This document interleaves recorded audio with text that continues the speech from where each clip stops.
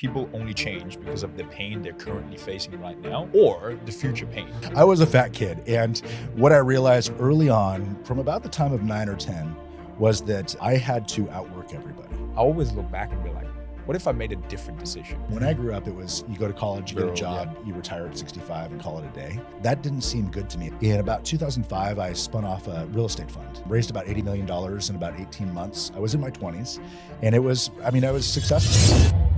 Jeff, your boy, How you doing, you're brother? my man. Yeah, You're my man. Absolutely. No, it's been awesome. Yeah, we met, where did we meet? We met in Body Factory. Body Factory. Yeah. Yeah. You're the leanest guy, plus 40, I've seen. You know what I mean? They're tannists. Well, I'll tell you, do you remember how we met?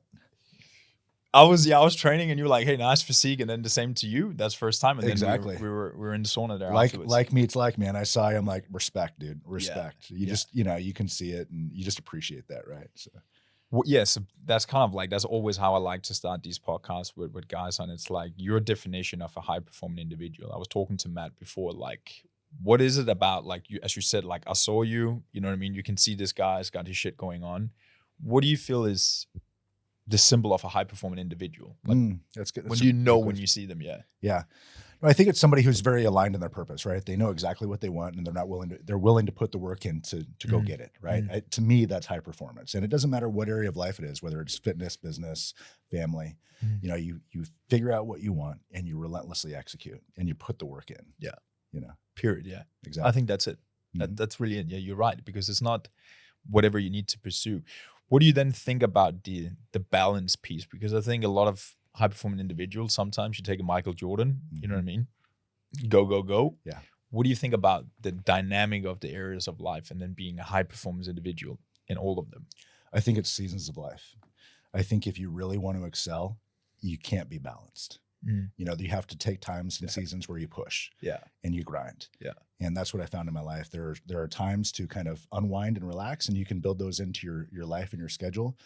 But if you really want to pursue excellence, you have to grind. Michael Jordan's a perfect example, right? He's not normal.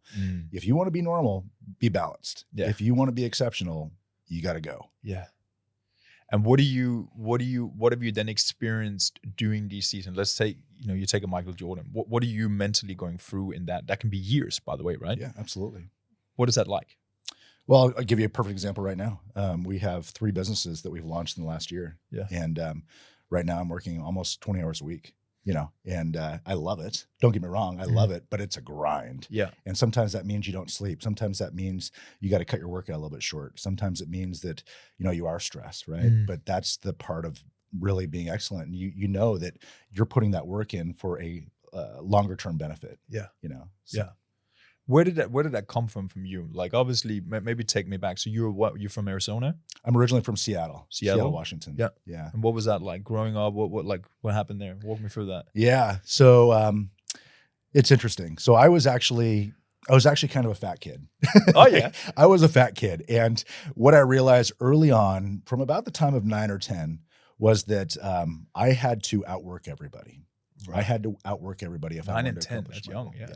I remember I was 10 years old, and in order to make weight for my football team, I had to go jogging in the heat of the summer in a raincoat. Otherwise, I was going to be playing against kids 4 years older than me. Right. At that point, I realized I have to do it a little differently. Yeah. Like, if I really want to be excellent at what I do and pursue my goals, I've just got to outwork everybody. And so that's where it came from. And it's carried on really my whole life. And that's been a trademark of kind of who I am, is I'm not afraid to put in the work, because I don't have, like, I was a good athlete. I was, a good student. But in order for me to really get the results, I had to outwork everybody. Interesting. Yeah. So you're an athlete there, like 10, 11, like all throughout your teens? Yeah. So Yep. that was kind of my first success. That was my first taste of success, was in athletics. Yeah. I put the work in. I ended up becoming, the captain of the baseball and football team, ended up earning scholarships to play baseball and football in college. Yeah. And that's really what kind of showed me that put in the work, results, put in the work, results. And so athletics is a very easy example of that, Yeah, right? You so can much. see the work immediately that you put in, and it manifests itself out on the court or the field. And so that's where I really started to see the power of hard work. Right. So did you like what, like siblings, mom, dad, everything was good growing up and stuff? What, like, walk me through maybe the challenges. Like what did you come from, money? Did you come from good family, lots of love? What was the deal? Yeah, no, I did. I came from a good family. My father's full Japanese, my mom's Norwegian, both American, but Norwegian. Norwegian, Get but out it's just of it. a weird mix. Like Yeah, that's I looked around and nobody was like me, you know. So I had a younger brother, and we were super competitive. We were out playing every day and playing sports. Um, Everything was good until about that same time, about 10 or 11 years old. My father was an entrepreneur, had a couple businesses, and through some things that had nothing to do with him inside the business, effectively lost his businesses. And so we went from being, call it upper middle class, to really struggling, really struggling. And so at that point, I also realized I never want to go through that. I never want to have that loss, you know, with my family. How old were you there? It was between the ages of 10 and 13 that process was happening. And so tough part of a kid's life anyway, like you're going to kind of middle school and kind of figuring out who you are, and you're going through puberty and everything else. And I've got this, you know, family crisis ultimately where we essentially lost everything. And my father was an amazing worker, and my mom picked up the slack and went to work and everything else. But that really was a instrumental point in my life where it changed who I really wanted to become. And I didn't want to put my family through that. And so what did you learn from that? Because I saw similar things with my dad. My dad is entrepreneurial. He has a big Christmas tree farm, you know, selling Christmas trees all over Europe. Yeah. But I just always saw the grind and the hard work and no reward. You know what I mean? So obviously we were like middle class, you know what I mean? But dad comes from old school working class scarcity mindset. Yes. So that's kind of like how we were brought up. So I just saw entrepreneurship as nothing. Like I didn't want to go in that direction. Yep. That means pain. Yep. So what did you take from that lesson, like of your dad going through that? Really what it inspired me to do was seek financial freedom. To put myself in a situation where, I didn't want to put my family through that. And so it didn't manifest itself till much later as far as what that actually looked like, but having those feelings of feeling scarcity, feeling like things were tight and things, you know, going through Christmas and not being able to get gifts. Like I didn't want to put my family through that, and no fault of my parents. Like they just made their way through it and survived, and have a great relationship with both of them today, you know, but it ultimately led to the downfall of their marriage too. Oh, wow. Yeah. So you see the stress that finances and, you know, not being aligned in business and everything else can really have in a relationship and a family. Yeah. So it actually, like looking back for you, it was probably the best thing that ever happened in some ways. It was a key moment. We'll say that. Yeah. It definitely changed who I became. Yeah. As a result of that, I've had a lot of scarcity mentalities and limiting mindsets that I've had to overcome, and I'm still working on, to be honest with you. And so that's a big piece of who Jeff is overcoming some of those things that you experienced in childhood. Yeah. And, you know, just letting that go in the past and focusing on what you want and what the future is versus what happened 40 years ago, 35 years ago, you know? So maybe on that one, you know, I heard you say you get a lot of great fulfillment out of helping people today, and you want to go more into that space, and we can talk about that. Why do you think so many people, I can't remember the quote, like we question the belief, or we don't question the belief that I can't remember the exact quote, but like, why do you think so many people live in this mindset and never change? It's easy. It's easy to live in a scarcity mindset. It's easy just to kind of go through the motions. That's the path of least resistance. And it takes effort. It takes work to create a life of abundance, to create a mindset of abundance, and not get rid of your limiting beliefs. It is a lot of work. Just comfort almost. People are like, yeah, okay, that's fine. Comfort is a killer. It's a killer. And it forces people to settle. It forces people to not achieve what their purpose is. Yeah. And it takes work in order to break through that daily. It's not just a one-time thing. Yeah. You know? Yeah. Yeah. The drive thing, I think that's like, if you're just going back over that, what do you think has driven you throughout like all your years right now? Like what's the one that kind of like that kickstarted it back then and you've seen come with you? I think, well, the story of my situation was in college, I had a son. Oh, It wow. wasn't a surprise. It was a surprise. I had a son at the age of 19, and what it forced me to do was grow up really fast. Right. And so I didn't get to live the traditional experience where I got to graduate college and go travel Europe and everything else. I was, next day, let's get to work. And fortunately, I was on scholarship in college, and so I was able to support my family during that time. But Mm, it changed my direction mm, and made me grow up really fast. I would say the other piece that was really instrumental in my life was after college, and I got my first job. Um, I realized that I didn't want to do the corporate thing. I didn't want to just climb the corporate ladder. And I was actually passed the book Rich Dad Poor Dad by Robert Kiyosaki. And that was a paradigm shift for me to realize that you didn't have to do it that way. When I mm. grew up, it was you go to college, you get a Rural, yeah. job, you retire at 65 and call it a day. That didn't seem good to me, especially after getting in it for a year. Yeah. That wasn't it. And so Kiyosaki's book really changed my life and changed my paradigm that actually changed the trajectory of my entire life. Completely. Yeah. Yeah. Yeah. And then, so what, how old are you there? Like I start was about 20s? 22, Yeah, 23. 22. Yeah. Yeah. So what happens there? So then now you're a dad, and Yep. then work. What do you do there? Yeah. So I originally got a job as a management consultant, which was a great job out of college, working, 60, 70 hours a week, traveling all the time away from my family. And I'm reading this book. And what that did is really propelled me on a journey of discovery. I go and read every night new books on business. You learn a little bit in college about certain things, but you really don't learn. Mm. And so in order to really figure out what you want, you gotta do the work. You gotta read and what have you. So I went on this relentless reading and learning spree, and we didn't have YouTube and social media at the time. It was going to the library and reading books, Yeah. or buying audio cassettes and listening to those in the car. And so it just started this. I call it an MBA on wheels, where I'd be driving around, heading to work, sitting in traffic, and learning about how to build businesses, how to sell, how to manage finances, all of those things that I wasn't taught previously. I changed careers. So I was not a management consultant anymore. I got into the investment world, and that spun me off into this wild world of real estate and investing and developing real estate, which changed my life. And the goal when I read the book of Rich Dad Poor Dad was to achieve financial freedom. Yeah. And it wasn't overnight, but I achieved it. Yeah. I've always thought about the path we take in life, you know what I mean? Like I never thought about I would do anything, then I moved to Australia, I have a passion for fitness. Yeah. I like business. Yep. I'm in a new country. Let me do something in that direction. Yep. But now knowing what I know, now doing it for like 8 years, I always look back and be like, what if I made a different decision? So like your paradigm or your belief from your dad there, Yep. I don't want to suffer financially. Yep. I want finances. Yep.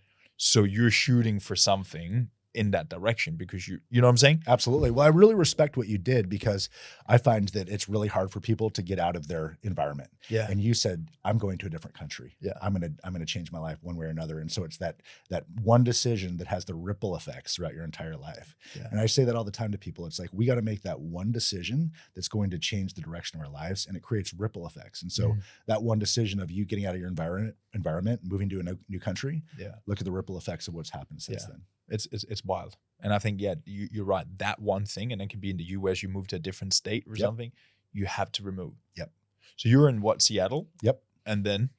And then I raised my family in Portland, Oregon. Okay. And after my younger son graduated from college, I said, you know what? I feel like this is too small. I feel like I don't have a place here anymore. And so I moved to Vegas. Interesting. I moved to Vegas. Okay. I did not know a single person in Vegas. And I said, I'm going to just throw myself in a crazy city Yeah. and see what happens. See what happens. Yeah. Yeah. I And love that. it was probably the wildest experience of my life. Some good, some some bad decisions, but you know what? Like that was what forced me to really level up and to change the people I was around. And again, it's that one decision. And I've had several throughout my life that has had ripple effects of the direction that you go. So that's the one voice that's in my head right now. Like I've lived in Melbourne, in a big city, and obviously grown from there. But being in Bali right now, by coincidence, now been here for 3 years. What is your take then right now on being in an environment like this? Because this is a little bit of a dream world. It's a little bit too good to be true. We live a good life here. Yep. Versus you went to Vegas. Yep. So my mind is also like, bro, you need to be in Dubai or Miami or Vegas or LA. What is your take on the environment you're around, and also if you're fairly disciplined and you have good processes in place, can you grow in any environment, or would that person grow even more going to a city like Miami or Vegas, for example? Do you get what I'm saying? I get exactly what you're saying. Yeah.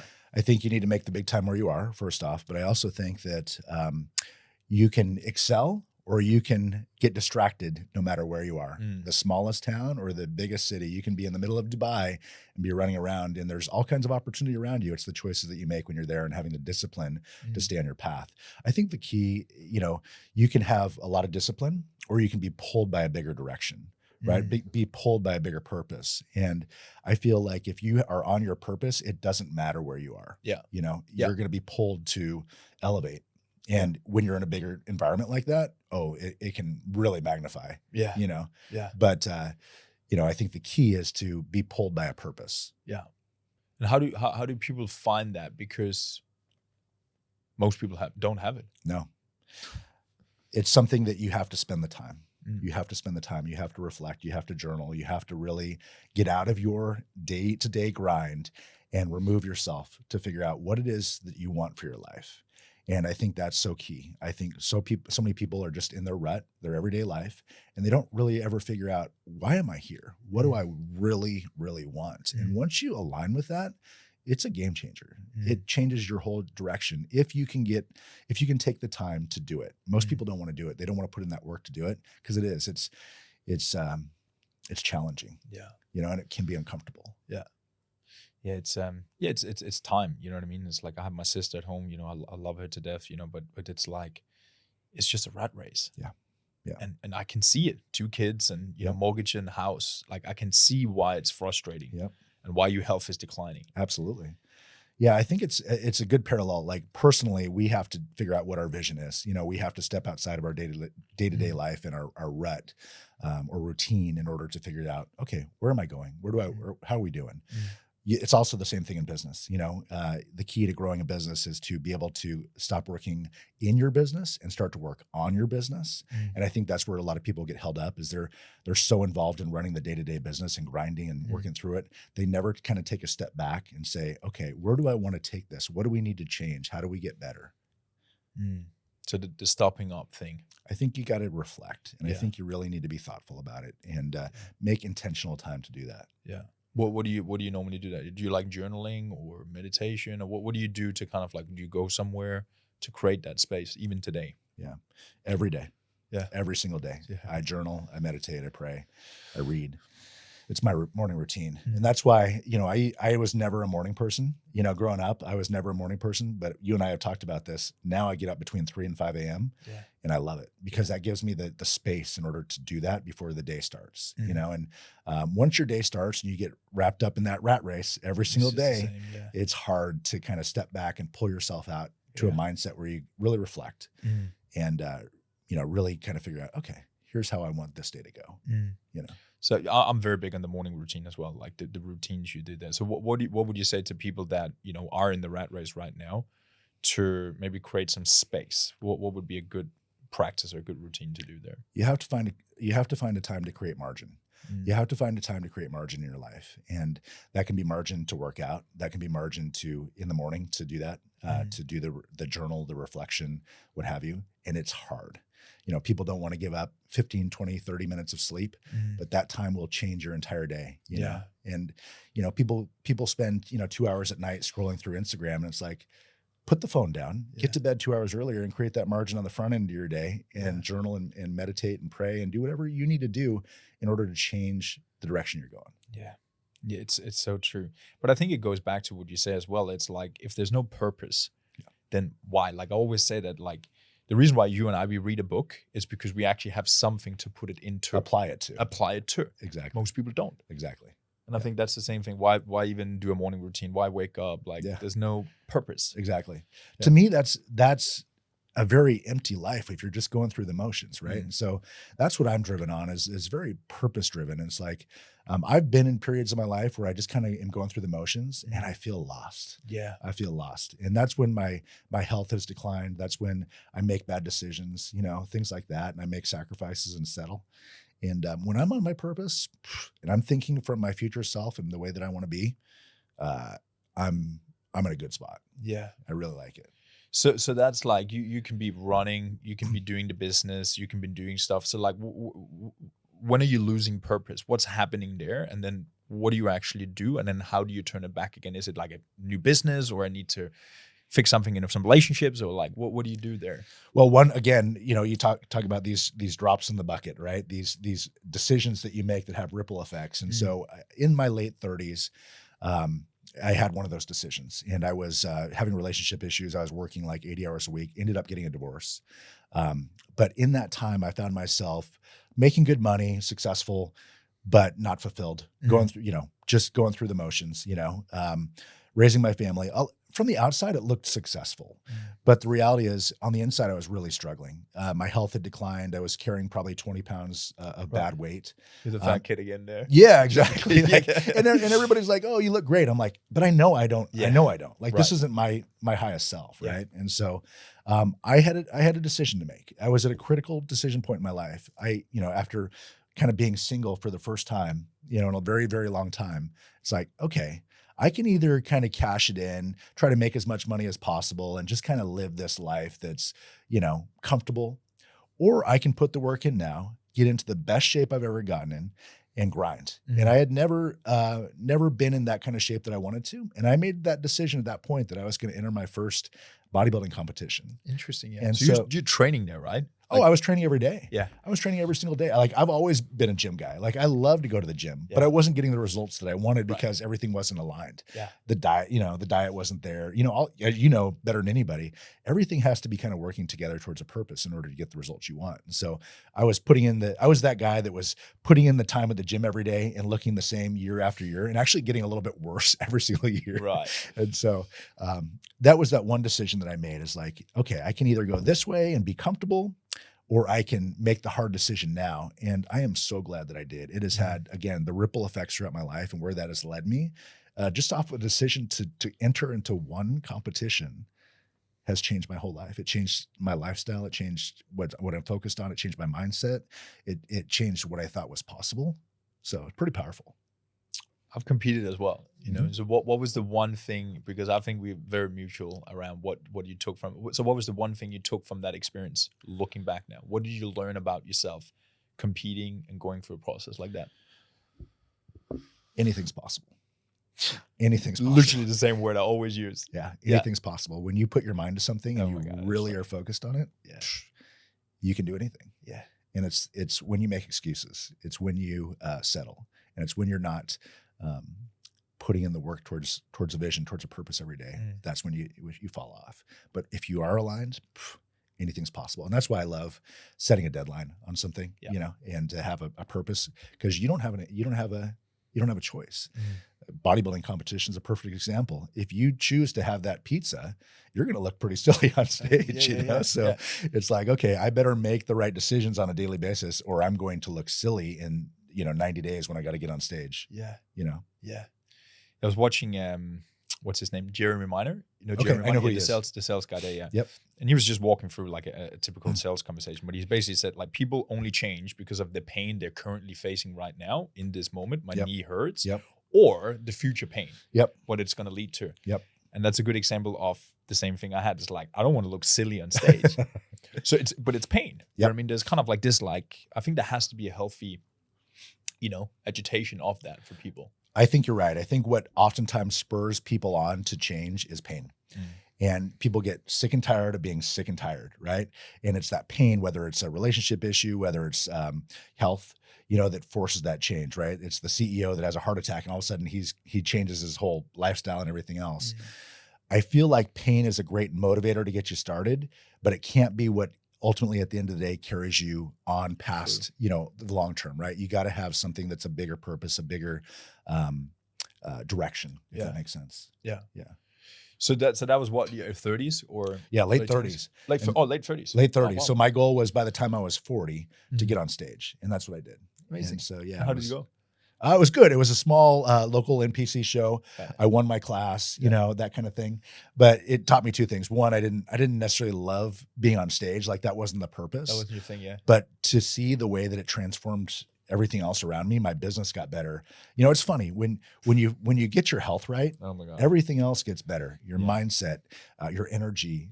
My business took off. Like the deals that I did that year, it dwarfed anything I'd done in the past. And guess what? I was actually putting less time towards that because I was focused on, you know, changing my body, changing my mindset, all those other things. But it's like that direction that I had. Yeah. I was so efficient, so aggressive. Like, Sharp. let's just get it done. Yeah. Yeah. Yeah.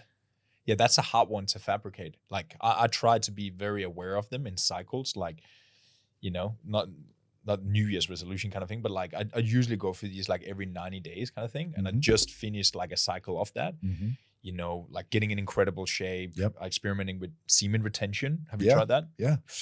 Yeah. It's good as well. Absolutely. Yeah. Like you just like you get into a different like you have something in your eyes. You know? Well, it is like you got that aggression, that mojo inside of you, which you're not releasing all the time. It's inside of you, and it's very motivating. Yeah. I know several guys who are doing that right now, and they're like, it's a game changer. Yeah. It really is, you know, because it's like it gives you that edge, you know what I mean? And then, as you said, like purposely with other things aligned into it, Yes, you just become unstoppable. 100%. You know. Yeah. So so obviously you're late 30s around that time. So walk me through business. Like, where did you make your money? Real estate, finance, and then like, I want to hear success. You know, what happened there? Yeah. So, you know, again, that Rich Dad Poor Dad kind of spurred on a different direction that I went. Ended up getting in the investment world. In about 2005, I spun off a real estate fund and raised about $80 million in about 18 months. I was in my 20s, and I was successful. We were, 2005. Okay. So this was before 2008. Yeah. We were crushing. We were investing in real estate deals. I'm flying private, you know, making millions of dollars. Yeah. No, wow. It was good. It was really good. Felt like I was on top of the world. And so I loved real estate. Like I loved the potential. I loved doing deals. I loved all that. Then 2008 hit. 2008 hit and essentially lost everything. Right. No bankruptcy, nothing like that, but lost everything. Yeah. And it wasn't just the money stopped. It was I had invested in real estate too, and a lot of that stuff ended up getting taken as well. You know, just with the way the recession worked and everything else. But what it made me realize, and it took about 3 years to unwind that, by the way. So talk about a dark period of your life where you're just like, you've had it, and now it's taken from you. Now I figured out how to feed my family and like how am I gonna do this? What it made me realize though is I had to pivot. I had to change the way I did it. I loved real estate and I wanted to stay there, but I had to do it differently. And so I got into building apartments. And the reason I liked that was because it was cash flowing. And no matter what happened in the market, when you have cash flow coming in, you can sustain bad times. And that was the difference of the way I had invested in 2005 versus the way that I invested in 2012 and 13. Right. And that is what allowed me to create financial freedom. And, you know, I built collectively, I did about $4 billion in deals over about a decade. And it seems like it seems cooler than it really is, but it was a lot of deals. Yeah. And still have, you know, a couple thousand units that I'm a partner in. And that's really what's allowed me to have the freedom that I have, that's allowed me to start new businesses and everything else. So I love real estate for that sense and what it's been able to do for me. But you know, it all started with one deal at a time, learning, you know, and that's where so many people want to get involved in real estate, but they're lazy. They're not willing to put in the work and really learn how to do it. And they want to hire a guru to teach them how to do it. And that's fine if that's what you want to do. But the reality is like, you've got to figure out how to do it. Yeah. You know? Yeah. You can rely on somebody else, but people are afraid to put the work in. Like anything, dude. Exactly. Like you got to have a lot of money and someone just to, you know, manage that for it to be worth it. I agree. Yep. So in 2012, kind of unwinding out of, you know, 2008, 2009, I wanted to develop my first apartment project personally, develop my first apartment project. And again, this is where, you know, putting in the work, I knocked on doors, walked up and down the street, knocking on doors of properties in the area that I wanted to buy because I discovered a zoning opportunity there where I could essentially take down one house and build 55 units on it. And so I was just trying to figure out that one opportunity where I could buy a home and then turn it into a higher and better use. And that's the key to real estate, is to take something and turn it. It's like Monopoly, right? You want to take the greenhouse to the red hotel, right? Yeah. And so that's what I did. And I found one. I always say that if you find a deal, the money will follow, right? And so it was a great opportunity. Pitched it to an investor that I didn't know, and he's like, "I'm in," and that propelled my apartment journey. So walk me through that. So because I'm fascinated by real estate, but I don't understand the game. I'm over here doing something else, but I love the there's something in there that's interesting to me. So, but it's also scary, It is. because there's money and there's, you got to find that. So you see this place, you already have experience in real estate at that time? I did, yeah. Yeah. A certain extent. I mean, a certain extent, not apartments, right? That was a different field. I had invested in single family, commercial, different things. Apartments a little bit nuanced, right? Yeah. But I saw an opportunity. I was doing the research. I was doing my due diligence and kind of seeing where's there a gap in the market? Where's there an opportunity? And what I discovered was there was a loophole in the zoning code where you could, in my particular city, where you could, again, take one house, tear it down, and put on 55 units. And so I was able to buy a home for $300,000, take it down, and put 55 units on. I see. And so again, I partnered with a gentleman who did have apartment experience. I put in zero cash in this deal. Zero cash. But that's what I love about real estate is it just takes creativity and being able to put in the work. You don't necessarily have to have money, but you have to be able to go and find where the people that do have money want to go. Yeah. Because if you have the right deal, you'll bring in the money. Yeah. That's not hard. Yeah. That goes back again to you being the real deal, meaning you should. Right. You can't go and pitch an investor if they don't have confidence in you. And that's the problem is, there's a lot of people out there who want to get into real estate. Yeah. And they have no idea what they're doing. Yeah. And so as a seasoned real estate investor now, like you can't take those people seriously. No. It's hard. So. Yeah. So what would you suggest for someone like me that's building, a coaching business over here? I want to invest into that, but not necessarily like, I understand like the skill it takes to build something up and do something masterfully. Yep. What would you suggest for someone like me? Yeah, so I think two things. One, I think, finding partners that do know what they're doing and being able to participate in some of those deals. Yeah, just fund. Yeah, I think that's key. Or if you want to take the more entrepreneurial route and kind of really make a splash, then you have to figure out, okay, where's their opportunity and go and discover that for the people that do have the money to come in. Right. And so you have two routes. You find the people that are doing it right and say, hey, I'd love to piggyback. I'd love to become an investor with you. And I'd like to, just money in there. Yeah. Ride this with you. Yeah. Or you kind of figure out, okay, here's a strategy that may make sense. Let me really understand this. Let me really map it out, put together a business plan, and then pitch that to different investors once you have it tied up and you're, in a good spot, Yeah, that for me seems like that's a career in itself. It is. To kind of really do that. That's the thing. 100%. Yeah. That's people are not willing to put in the work to do that. And don't get me wrong. Like I get it. It's hard. Yeah. But if you really want that and that's the direction you want to go, at some point you got to be willing to do that. Yeah. So do you sleep well at night knowing that you have all these doors and they don't go away? Yeah, it's definitely sleep a little better. Yeah. Definitely sleep a little better. US time zone was over here in Bali. Yeah, exactly.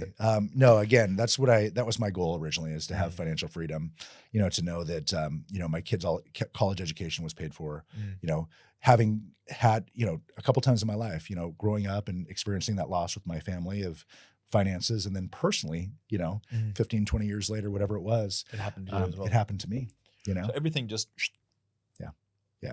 Yeah. Going from, making millions of dollars, literally to nothing in a 2008 was brutal. It happened really quickly, and so, it took me about 3 years to kind of unwind that. We were able to get our investors back their money, but that was my job, is to get my investors back their money. Because what happens there? So basically, they shut down the banks. Are like, hey, we need the money back again, or you need to pay off your loans. That's what happened. A lot of the loans got called. We were funding a lot of development of single family and commercial real estate that wasn't cash flowing at that point. And so when the banks, called, they were underwater. And so it's like, okay, when you're investing in that, you're out. The banks get their money, not you. So we had to, unfortunately, sue some of the developers that we had been in business with, some very prominent people. And that's an education in itself, is going through those processes. But my obligation and my integrity was to get our investors back their money. And so that's what I spent about 3 years doing. Yeah. Talk about stress, you know what I mean? Because like you see a guy like Elon Musk, like just say Trump, as an example. what did it say? 3,000 public lawsuits. Yeah. He've had. Yeah. And we're sitting here and bitching and complaining, I'm speaking to me right now of a dispute or a refund or, a team member that leaves and, takes shit from you. It's all relative though, right? It's all relative. It's all relative. But yeah, the ability to handle stress, I think, is one of the key components of really high achievers, is because you're going to have setbacks. You're going to have things that go against you. And it's like, how do you handle those situations? What do you now, with the experience you have, what do you do in these situations? Obviously, you're like, okay, I've been here before. I know it's not going to tear down the whole ship. But what do you mentally go through in these things? Because you probably just have different problems right now on a different level that sometimes you don't know how to handle. What do you do there? Yeah. So I rely upon my faith. Truthfully, I rely upon my faith. I think that's my bedrock and what I continually turn to, because it doesn't matter. You're going to have problems in life. And it's like, okay, what's your guiding star? What's your foundation? And I have on my Instagram a verse, Jeremiah 29:11, that it says, "For I know the plans I have for you, the plans to prosper you and not to harm you." And so I mentally know that it's going to work out. It's going to work out. This is just part of the journey, and it's going to make you stronger. And so I try to have that mindset. And again, it goes back to morning routine, where it's like, okay, I know that when I put my book down and I put my journal down, I'm going to face a storm today. But it's like, this is part of the plan. I can handle it. Yeah. And it's for a good purpose. Yeah. Do you sometimes you almost talk to yourself in your journaling and you put a smiley in and be like, fuck yeah, let's do it today. And you can do it. Like, do you do that almost every day. Like it's really, it's so good. It's really a time where it's like, okay, God, we're going to do this today, Yeah. and yeah. Yeah. Yeah. I love that. A lot of people I'm a particular faith-based guy. We grew up in Christian in Denmark, but not really preaching or going to church and stuff. But I'm definitely spiritual and energetic and listening and, tapping in. I could see that. So you would probably, it's the similar stuff you're doing right as well. Absolutely. Yeah. Yeah, absolutely. I think it's about grounding. It's about grounding. It's kind of figuring out, what is your higher source, right? And so for me, it's my Christian faith, but it's different for everybody. And I respect everybody's different beliefs and faiths and everything else. It's just, where's your guiding star? Like what source? Yeah. What grounds you? I don't have any tattoos, but I got this one after I did a mushroom ceremony once. And it was actually when I came to Bali here first time. I went through a breakup and stuff and just, have to shake that off. Yep. And I remember we were driving to Ubud actually, and I'm pulling up on Google energy symbols, and it comes up with 25 different ones. And this one is called the Taurus, which was up in the corner. Basically what the symbol of a Taurus means that it's, you will always return back to your source to get your energy back again. Wow. I love that. It resonated with me. I love that. You know what I mean? Yeah. It's like you're bouncing up, but you always come Pull back. Yeah. And then recharge from there. I love that. Yeah. How do you view, I'm just curious, how do you view energies and vibrations and all that stuff? It's one of the things that I'm really playing with right now and discovering is, I do believe, obviously I have a strong faith, and then I do believe in energy and vibration and how people carry themselves. Like, it is a real thing. And like the law of attraction and different things and setting your intentions and different things. And I'm just curious how you I'm not that spiritual guy that will go in and geek out on it, but I just do firmly believe in that what you put out there, you will get in return. Yes. As you said before, you will attract who you are. Yes. So, if I can just give this guy a coffee today, if I can give this guy a smile today, or a little handshake or whatever, I remind myself about these goodwill activities. Yes. Especially in challenging times. That's so good. I just think of, I think energy is really important. I could see good energy in you, and not to get woo woo, but it's just again, like in the gym, perfect example, like how we met. But, I see a lot of guys in the gym and they carry themselves, like I'm alpha, I'm tough, I'm this stuff. And it's like, that's bad energy, man. Like, why, if you're a good looking dude, if you're in great shape, why wouldn't you try to uplift people? Why wouldn't you try to smile at the kid that's, struggling, Yeah. And, I just feel like that stuff really pays itself forward, and if you have it, why not radiate that to other people? Not to get weird, but to radiate that to other people, and to not exalt yourself, but to give it to others. Yeah. If that makes sense. Yeah, 100. And I think it comes down to, the guy you maybe see that doesn't give that energy off. In the end of the day, dude, I think it's just how he feels about himself. 100%. Exactly. whatever that is. You know, Yeah. like I can be in a shit mood and people can also feel it. And I Yes. don't like that. That's you know what I mean. You Exactly. know, so Exactly. it's filling up that cup there. Yeah. So obviously, yeah, super successful in the real estate game, finance, and that sort of thing. And then you branched into what are you doing now? So you're doing the peptides, the hormone replacement. Walk me through that. What does Yeah. that look like? So it's kind of a funny story, actually. About a couple years ago, in a real estate company, national head of acquisitions for a very successful developer, one of the largest in the country, in the U.S. And I walked into my partner's office and I said, "We need to talk. We need to talk." And I said, "I'm leaving." He said, "What do you mean?" And I said, "No, I'm leaving. Like I'm done." I said, "I just feel like I'm being," and he's a Christian guy and we have a great relationship, still friends today. But I'm like, "I just feel like God's calling me to something different." And he's like, "Okay, why don't you talk about this? Why don't we maybe sit down next week and do that?" And he said, and I said, "No, this is my last day. I'm actually flying to Australia to see my girl tonight." And I said, this is it. And he's like, "Fuck, are you nuts?" He's like, I mean, not to get, I was earning 7 figures and working my way towards 8 figures with this company. And he's like, "Are you sure you want to walk away from that and the vesting in the company and everything else to where, there's an exit? We're talking about a 9-figure exit." He's like, "Are you sure you know what you're doing?" And I said, "God is calling me to something different." And so what I feel like I've been called to is to help other people. And one of the things that I'm super passionate about is helping men and women change their lives. And I feel like a very underserved piece of that is getting their hormone optimization, all of the things that are going on inside of us the right way. I spent years training and trying to dial it in and everything else. And I felt like I was walking into a headwind. And once I figured out that I actually had the testosterone level of an 80-year-old man, and I kind of figured that out and I got it turning the right direction, I was able to start making those transformations and start seeing the results that I needed to. Granted, nutrition, diet, sleep, stress management, all that stuff was very important as well. Yeah. But a big piece of it was kind of dialing in my body to be optimized. And so I spent the last 10 years trying to do that myself. And over the last 2 years, have kind of built that into what I do for a living now. Yeah, wow. So when did you walk away from that? It was a couple of years ago. A couple of years ago. So you already been doing, you did the bodybuilding and then you already did that. Yep. Yeah. Yep. And again, so I'd been on TRT since I was about 10 years. So late 30s, kind of going into that time where I was going to change my life and compete and all that stuff. But it, at the time, testosterone replacement was very different than it is today. Like you had to go in and get your shots, and it was very taboo. And it almost felt like when you went to the clinic, like you were walking into some adult shop or something, like you kind of snuck in and it was weird. And it's completely different now today. It, we do it via telemedicine in all 50 States. We work discreetly with our patients, and we've got great docs that's all they do is specialize in this. And so it's not the general practitioner who's saying, "Well, I think your testosterone level is a little low." And it's like, all right, no, we're going to optimize you. We're going to dial you in.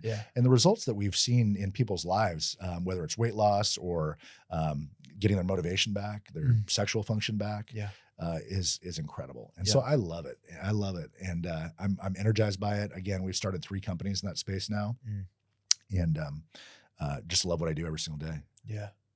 Yeah. So you, is it just the peptides of testosterone, or like, are you Garrett Breckert? Yep. Yeah. Is it a little bit similar? Like you can do a lot of that as well? Yeah. So we focus on blood work, on the TRT side is we want to make sure, see where you're at, look under the hood, as I always say, and figure out where you're at. And then we can dial it in from there, with the hormone optimization. Peptides are a big thing. You're going to be hearing a lot about, we're already hearing about it now, but we're just scratching the surface. Over the next 5 or 10 years, peptides are going to take over. And so we're on the front end of that, both B2B to our patients, but also to other groups, other clinics, other telemedicine companies. And so we have a B2C business where we're helping our patients and our clients. And then we're also helping other clinics and other telemedicine companies get that product as well. Yeah. And so. And how big are you now? Like company, how many employees? What does that look like? We keep it pretty lean. Yeah, we keep it pretty lean. So every company is a little bit different, but we, with telemedicine and technology today, you don't need a lot of employees. So we have a small team, but we're able to use automation and technology to keep it pretty small. Yeah. And the revenues are incredible. Like, to be honest with you, just what we're able It's to a do, huge one, you know, one company alone, the first month in business, we did 550,000 of revenue, very high margin business in the first month. And that's what, like selling the peptides and the testosterone and doing the whole thing there. Yeah. Yeah, two other clinics, and then Two other clinics. yeah, Okay. and then some of the other companies. We had 250,000 the first month. You know, I mean, it's a huge industry. There's a lot of opportunity, and there's a lot of people doing it wrong. The bar is really low, and so we want to do it right. And so I think people are recognizing that, and they are coming to us in droves because there's a huge opportunity in this space.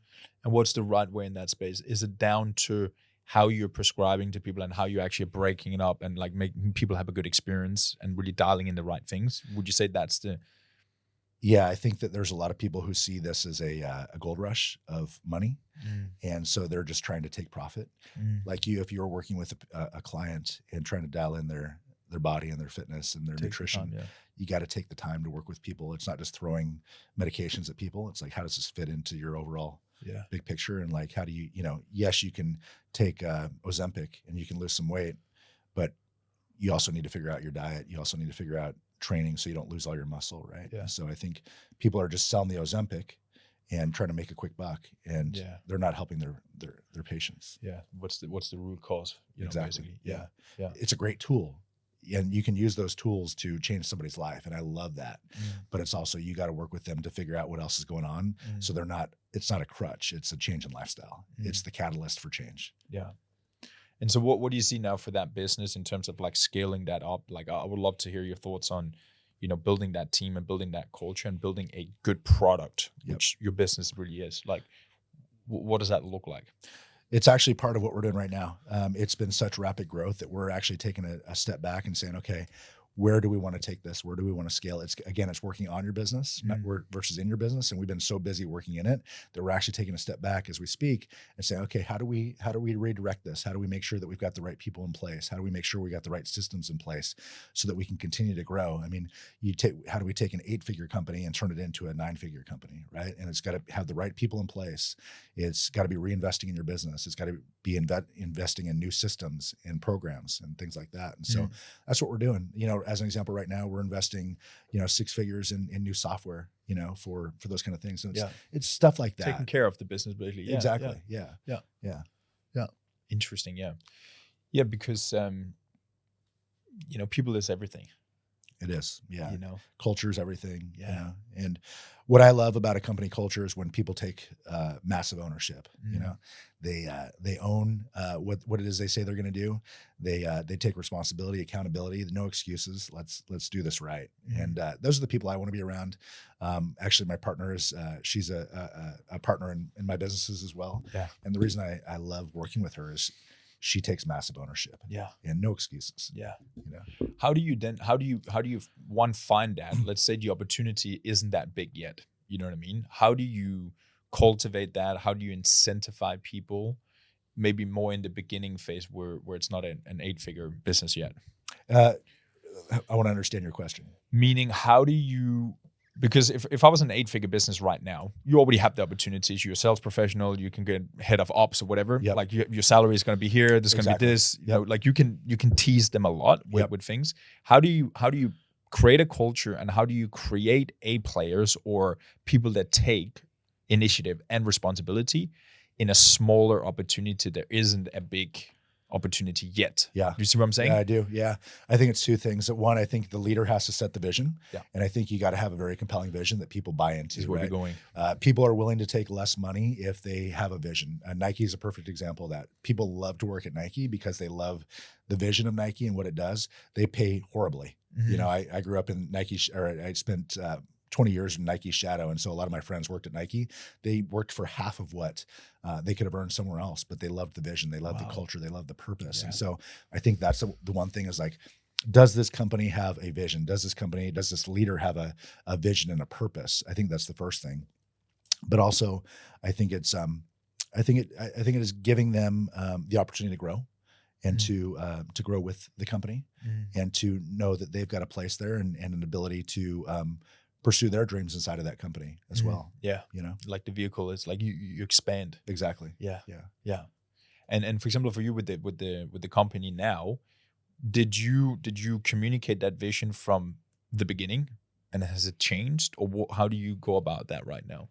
Yeah, I mean, ultimately, yes. We had a very clear vision of what we wanted to do.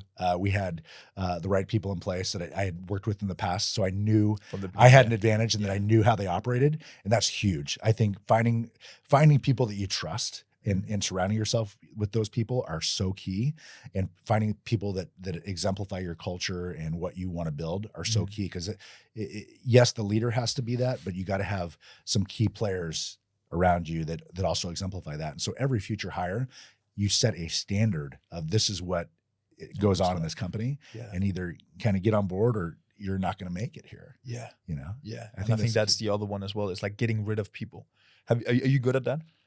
No, I'm not. I like to look for the best in people, Yeah, right? But the adage, fire fast and hire slow is very key. When you realize somebody's not a right fit, you got to get rid of them. Yeah. You got to get rid of them fast, because you can try to keep them on and it's just going to cause you problems, and it's going to cost you money, and it's going to end up being a bad situation. Yeah. Yeah. Yeah. Yeah. And that comes with confidence again, right? Like you can replace the people. So that's a system thing, so it hurts at first, right? Because you're like, okay, we got a gap. How are we going to fill this? Like, I'm going to have to be working more to fill that, or you're going to have to be working more. But it's like, in the end of the day, you got to make short-term decisions with long-term, vision, or how this is going to play in the long term. Yeah. No, 100%. I want to wrap around right now. I know we're gonna wrap up this conversation here. Knowing what you're knowing now, what would you say success should be or look like? Like, let's say in your 30s and 40s. So if you go 10, 20 years back, knowing what you know now, what's success, Jeff, 30 years old? I wish that when I was 30 years old, I had figured out exactly who I was and where I wanted to go. And I think our 20s are that time when you're kind of going through, figuring out who you are, going through some experiences, picking up experiences, setbacks, challenges, victories, all those things. If you can figure out in your early 30s exactly who you are and exactly where you want to go, your runway over the next 30, 40 years, if you're aligned in that, and you really believe it, and you're really willing to go to that, the sky's the limit. Yeah. And then 40s, what changed there? Well, for me, I just experienced it a little bit later, right? So that's for me, my 40s is when I really figured it out. It was part of that journey. That's why I say if you could figure that out in your early 30s, you're 15 years ahead of me. Yeah. And I tell young people all the time, if you can figure it out now, game over. It took me longer, and don't get me wrong, I had successes along the way. Yeah. But I didn't really know who I was. I didn't really know exactly what I wanted. I knew I wanted to raise a family. I knew I wanted certain things, and I was able to do that. Yeah. But to really get into my purpose and my vision, which is where I'm at today, Yeah. it is such a different feeling. And I wake up every day just hopping out of bed, ready to rock. Yeah. What's your purpose today? Helping men and women change their lives, transforming lives. And, if you change, Zig Ziglar says, help enough people, the money's going to follow. Yeah. And so I don't even worry about money anymore. No. I just want to help a lot of people. Yeah. Love that, dude. Jeff, man, appreciate the time. Yeah. Where can people find out more about you? I know you were Cover Magazine on Instagram. I saw that. That looks good. Yeah, I appreciate that, brother. My Instagram is jeff.sakamoto.